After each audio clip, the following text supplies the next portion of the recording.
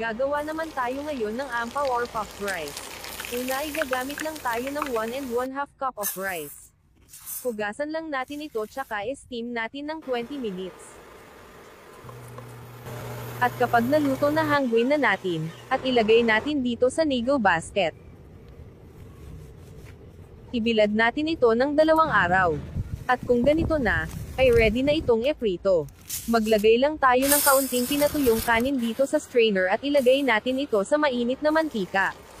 At kung ganito na, transfer na natin ito sa bowl, at itabi muna. Dito sa pan, maglagay tayo ng 3/4 cup white sugar at 2 tablespoon calamansi juice. Haluin lang natin at hintayin kumulo at swirl lang natin ito para hindi masunog. At kung nag-clear na ang sugar natin, ihalo natin ito dito sa ating puffed rice. At transfer natin ito sa molder habang mainit pa. At gagamit lang tayo ng rolling pin para mag-flatten ito.